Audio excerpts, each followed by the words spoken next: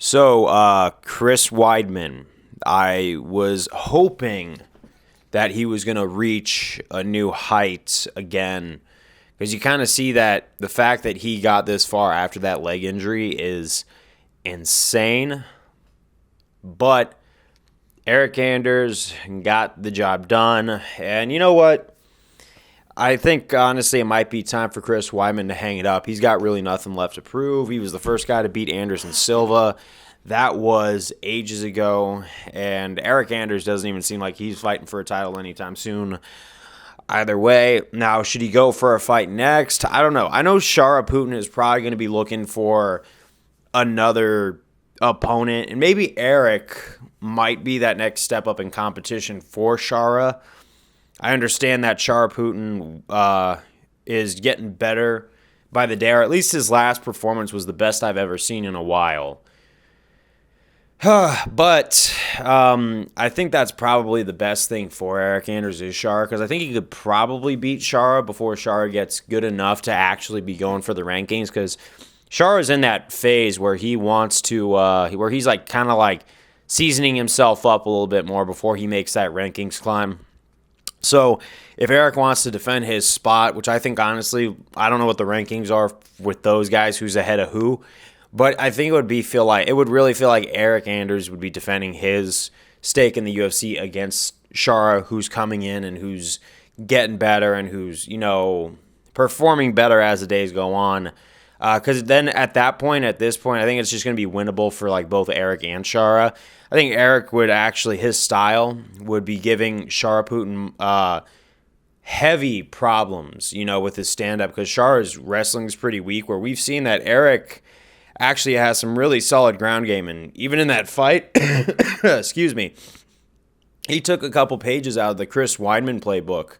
And really kind of beat Weidman with similar style that he used to use. So, you know what? I think like just seeing that, like Eric Anders is like a kind of, fresher version of the style that is Chris Weidman, just never touched a title, I guess, but for like non-ranks, if that makes sense. It just is a perfect matchup for, I think, someone like Shara. Because I was going to say Shara versus Kevin Holland, but Kevin Holland's coming back, and he's facing someone else. So, again, I want to see Kevin Holland fight one of these big-name dudes that are coming up and kind of defend his spot and fraud check some people.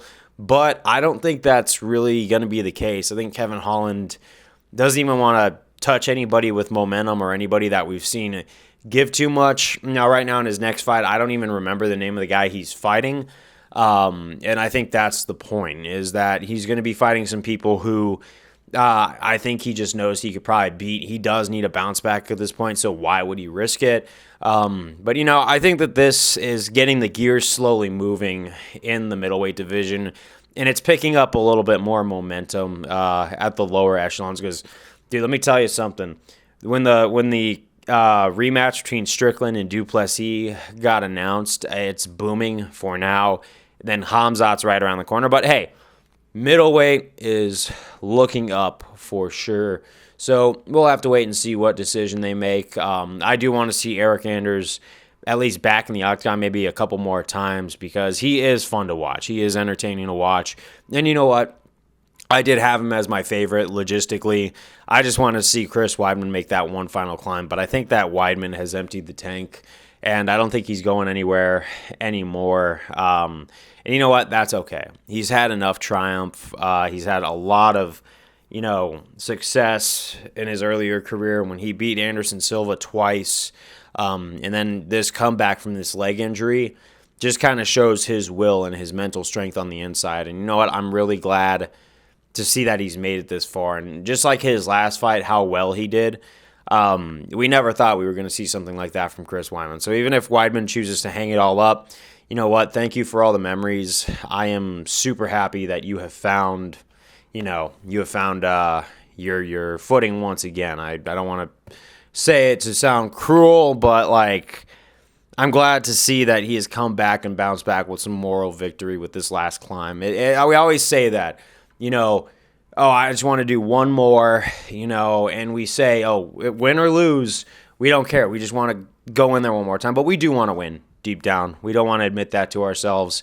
So, when he takes a loss, a lot of people, you kind of see two types of, consciousness when it comes to that, where they say, okay, I lost, I'm going to lose. But then you realize, man, I want to really win that one deep down. I just never admitted it to myself. But, it is what it is. That's the game. And seeing these guys go from their primes to where they are now, to where they're just kind of holding up and welcoming in the new guys, the sport passes along the torches quite nicely. But this, I don't think Weidman really lost anything by losing this fight. He's, like I said again, he's an OG, and you're never going to take that from him. This guy is always going to be a stud. But peace out. See you on the next one.